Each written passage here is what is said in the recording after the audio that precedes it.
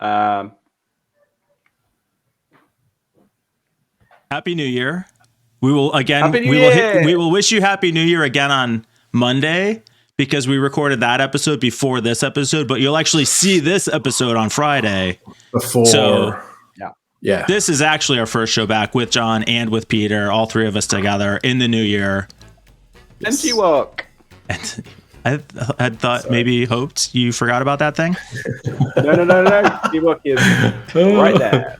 At any rate, we are going to take care of our most important business of the year and review our predictions from 2022. Who was right, who was wrong on today's Not So Critical update.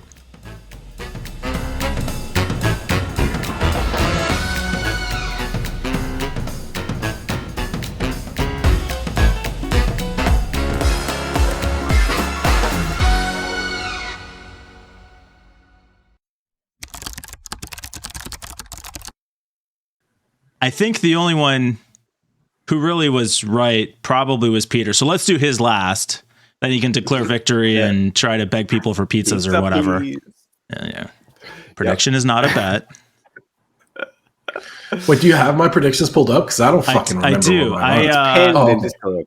I'll try to do some maybe graphics and editing if I'm not feeling particularly lazy. Although I have to do it by tomorrow morning, so we'll see. We'll start with. Do you want to start with yours, John, or mine? Sure. Read them off. That was a either or question, not a yes or no. Oh.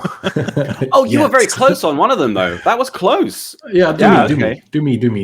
Okay, so John, I had two for John. Yeah. One, and maybe this is the one that he was close. I don't know. I think he actually was probably close on both of these. The disappearance of a major social media platform. Wow, so close. Oh, man. Yeah, just so close. It could be in progress, actually. A little bit harder. He could have. He almost did it. All he had to do was get rid of those H1B workers, and Twitter. Yeah, it was looking kind of sketchy for a while there with these firing engineers. Sure. Nobody knew how the infrastructure worked. Services stopped working. It was going to happen. There's still a chance. So there is still a chance, but not within the year. I think we technically call that a miss. They're not in great shape. Facebook is struggling. A couple major fines recently within just the past couple of weeks. Yeah. Down earning reports. The metaverse looks like a disaster. Twitter obviously is struggling significantly. TikTok under attack by the U.S. government. So movement in the wrong direction, but not disappeared. Your other one, John, is kind of non-specific, which I think was the problem with most of mine too. Massive negative influence of cryptocurrencies and NFTs. I think we nailed that one. That's so good. Yeah, I think I nailed it. Thing.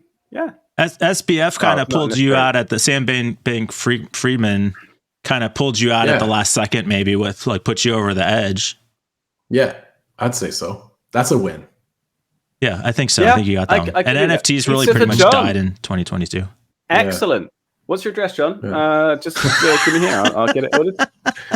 Just buy yourself a pizza, and we'll buy ourselves pizzas, and then we can have a pizza party. My super non-specific one was everything is going to get worse, and we won't learn anything from it. I think I declare victory on that one. Yeah, you get that's a win. Guaranteed win. I will say though, there are a couple things that I think. I don't know if I would say got better, but at least gave me cause for hope. Maybe politically in particular. Oh, well. Seemed like some rejection of massively negative influences in the country. I wouldn't go on. No. Some initial signs. Baby steps in the right direction. We'll see. They got less worse. Yeah, okay. The worsening slowed. Does that not count? Yeah, sure. That's a little bit better. Okay. Yeah, worse than slow. I also said I thought the government was going to get way more involved in cybersecurity breaches. There's been some indication of that. That's been true. And not just the U.S. government. We saw, because I am a globalist concerned about the entire world, not just the United States, like some kind of snob. I'm well on the record with that, despite what you might hear in the next couple days on other episodes. GDPR enforcement ramping up. So I think that's pretty good. And then that's a win.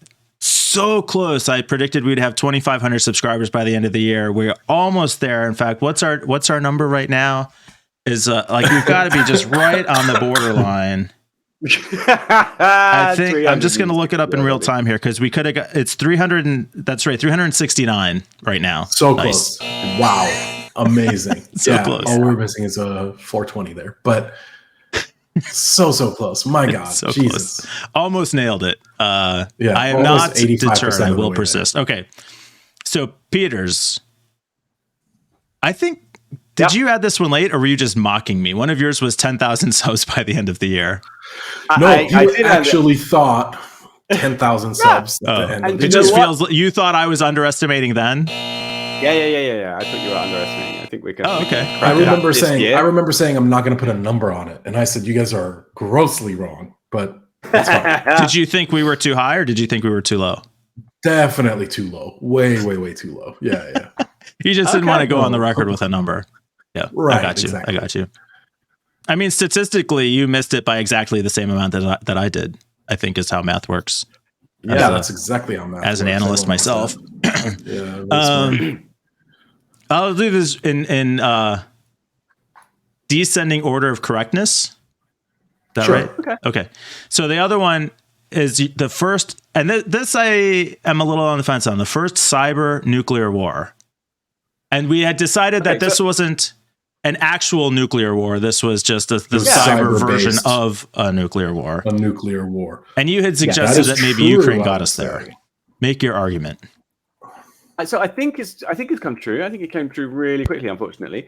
So when I said cyber nuclear war, it was definitely intentional hyperbole. It was just like some major online cyber attacks that was part of like a proper war. And yeah, I think it happened. I mean, it happened in a different way in Ukraine. Like it wasn't this kind of all-out attack where critical infrastructure was being taken down. It was much more sort of, I don't know, slow and steady. But it was definitely a core part of the kind of the actual war that was happening. So I'm calling. I agree. I agree. I 100% agree. After seeing what happened, to Russian infrastructure, to Belarusian infrastructure. The Ukraine war. Thanks, Russia, for my pizza. I think Peter gets this. I guess I was thinking of it more in the context, like, yes, the cyber aspect of it was significant.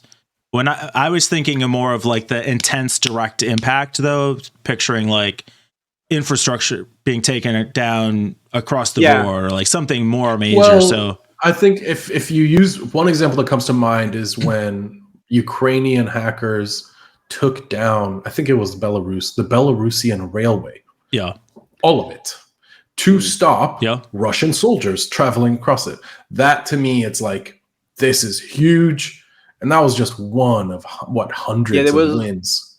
There was a lot of activity going on, but on both sides. And I read a lot of articles about what they had to do to maintain the infrastructure, to fend off all these attacks. And part of the reason it wasn't so dramatic as the actual war was because the defenses were better. Yeah. So and because of American heroes like Elon Musk donating Netlink services. Yeah, Starlink, and then charging them for it. Cheers, charging the U.S. government for it. Yeah. Okay, so we'll call that a win. A win again. A win. Yes. Peter's prediction cross for the next one, please. Was true. All right. Now, so when this one happened, I was initially skeptical, but then it turned out Peter was definitely correct. Is the first massive breach of a password manager? Yeah. And I think there was a little bit of a slow build because the attack happened in the first half of the. A major attack against the password manager. First massive password manager breach. Wow, that's kind of too on the money. Yeah, right.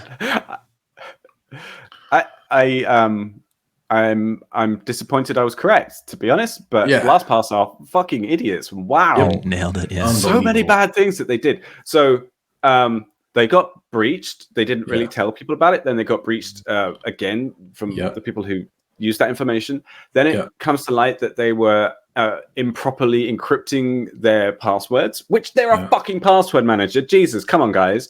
Then it was revealed that the data that was stolen, which was the actual password vault, was having like the metadata unencrypted. So the sensitive URLs were just plain, didn't even have to be cracked. So it's about as bad as you can get. And they rolled their own crypto. Nobody do that. Nobody ever write your own crypto code. And they did. And they did it badly because that's what happens when you roll your own crypto. Yeah. So I think the mistake I made is when the story first broke, we know that the first version of the story is always downplaying the impact, denial, protectionism.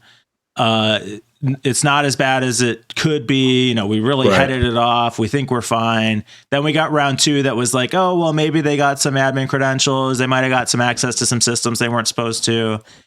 And then it came out like, oh, it was really bad. Yeah. It's terrible. And it's such a pain. People are still using. This is the sad thing. I think LastPass won't go under because of this. No, because people, it's such a pain to go in and change hundreds of passwords. Right. Who does that? So it's individual site and reset your password. It stands out that the 2 most negative predictions were the 2 that came most true. Yeah. Let's hit 10K subscribers this year. Let's turn it around, guys. Come on. I'm going to double down on 2,500. I think 2,500 is a solid number. 10K. Oh shit! Wow. Okay. I'll tell you what. I will instead say that we will reach 1,000. Okay. That's going to be our major milestone for the channel. I'm writing this down as we say it. All right. So Mike is on 25K or 2.5K. Yeah. I've got it too. We'll get it into our Slack notes. Anything, I don't know. I didn't, even looking at my predictions from last year, so super non-specific, I have a hard time really getting into it. I do think, so Peter, you talk about in a later episode this week about the labor movement, labor issues in the UK kind of coming to a head. I think we're going to see something like that in the US on the labor front. I think the quiet quitters, the quiet hirers, and the quiet firers are all going to get together and have some quiet protests and work all their differences out. I think they could have a lot of ability to work together there somehow. I'm not sure what the connection is, but there might be something there. Okay, so sum it up. You need to make a statement that we can then tear apart in a year's time. Yeah, so I'm going to go with I think, can I just leave it as like the labor movement kind of comes to a head like it did in the UK at Christmas time? Sure. Massive strikes. No, it's still like it did in the UK. Massive strikes, etc. I'm gonna say one major country, so like Canada, United States, the UK, will put out strong modern crypto regulation. Okay. Now see, no. And you're talking about like cryptocurrency. Yeah. I don't know. Oh, we don't have the beep, but I hope you put that in later. I think it's going to be a country like Malta or Gibraltar that does it first, and I think that it's going to take more years. Yeah. No. I don't think that, because countries are already doing this. Look at El Salvador. But yeah, I mean, like a major international power is going to come through and be like, drop a fucking book on the desk with regulations. Okay. Any guesses as to which one? Do you want to narrow that down at all? No. Major country. Like Japan or, a big country. Yeah, okay. Yeah. I'll put that in the list of examples. Canada, US, country. Japan. I mean, because you got to look at the impact. If a small, non-global competing country creates this regulation, it's not going to affect anybody. It's got to be something from a country that has the ability to like impact other countries. Totally. I think that's how we measure it. Yeah, tough. Peter, you said you had a couple. What'd you bring into the show? Yeah, what else do you have? As the only one who prepared somehow for this. Strangely, he's been preparing for weeks. Well, only because they asked me at work, and I have to think of something already. I think 10K subscriptions by the end of the year. We're going to come up with some idea that will be just blow people out. In fact, it's probably going to happen halfway through the year. We'll have that video, that idea, and we're just going to blow through 10K. Like we're the next YouTube superstars right here. Wow. Okay. I think there's going to be two specific predictions. I think there's going to be a huge IoT cybersecurity incident, and it's going to start. I think it's going to. I think what's going to happen is that there will be some massive headlines all over the CNN and BBC and whatever, and everyone will go, "Oh my God, we've got all these devices plugged in everywhere that are basically little Linux machines, and they're completely fucking insecure." And then nothing is going to change. Absolutely nothing. Oh, so not an incident, just an outrage. No, well, there will be an incident which causes the headlines. So there'll be like a botnet that gets created that's like self-propagating through your whole home, or there'll be like someone will hold all Philips fridges to ransom or something, or you know. So what's going to be huge, the incident or the coverage of it? Both. Probably the both. Incident will be big enough to cause the coverage. Yeah. So as long as it doesn't affect my bed. Okay. It might do. That's the thing. So there was this thing called the Mirai botnet, which happened around 2016, 2017. I was having a really interesting chat with a friend of mine. Hi, Holly, if you're watching. And she mentioned this to me. I think I did know about it at the time, but I wasn't really aware of it. It worked by infecting IoT devices, and then it scanned the local network for anything that had an open telnet port, and then it tried this series of like 61 or 63 different usernames and passwords just on that port. And if it could infect it, it did. And then it would just connect, open a session, and then, you know, and it was billions of devices were, I think not billions, but a lot of devices were infected. It was a worm. I think something like that's going to happen, but more, I think it's going to be more deliberate, more kind of like weaponized. Because there's so many vulnerabilities in so many devices, and there are tens of billions of things connected to the internet. Like all the 20-year-old home routers that still have the password admin. Yep. Yeah. Right.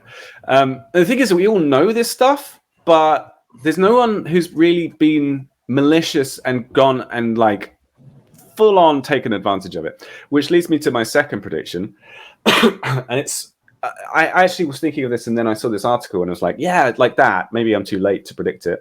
But I think there's going to be some a similar kind of situation. I'm going to go with ransomware on cars. I think there's going to be... That's a good one. Yeah.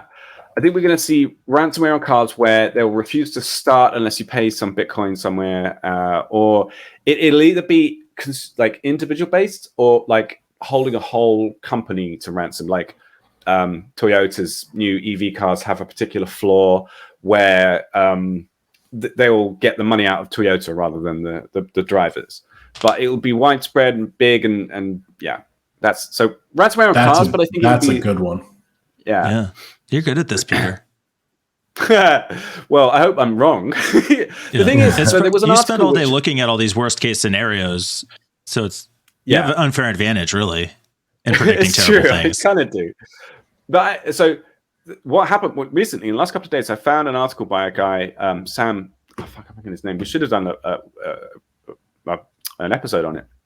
And he and some friends last year decided to look into the app security on a whole bunch of cars.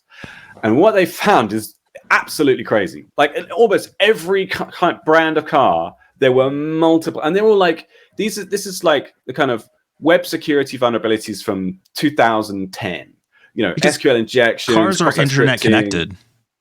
Yeah, they've got APIs and all sorts. It's, you know, and it was so many. And the thing that crossed my mind was if they had not been white hat, there was so much money to be made there. They could have like literally fucked up so many people's lives by just, you know, anyway. Someone's going to do it. So I think my last prediction, and it's tied to yours, actually, Peter, to your last one. All right. We're going to see a major supply chain attack. And that could dribble down into cars, right? So let's say Toyota gets hacked, and then they get all their fucking cars ransomware, all their 2022, 2023 cars ransomware, or what we saw with what was it called? The oil, the pipeline. Yeah, exactly. Yeah. So when you say supply chain attack, are you referring to the Colonial Pipeline? Is the one you were talking about? Are you referring to an attack on the supply chain, or are you talking about an attack executed on a company via their downstream vendors? Upstream vendors? Like an infrastructure attack. Upstream, because it has to be like the Kaseya hack is a perfect example. Okay. Yeah. Or the you'll probably get credit for either, but Kronos. Yeah. I think so. I think you're right. Yeah. It's vague enough and it's detailed enough. So that's it. That's all I got. All right, I think we're good. I'm going to stick with my 2 because I'll probably miss both of them. No, I'm definitely hitting the 2,500 subscriber ones. We're so close. You could really help us out by subscribing to the show right now. Elite. Come join our Discord server. That's where all the fun is happening.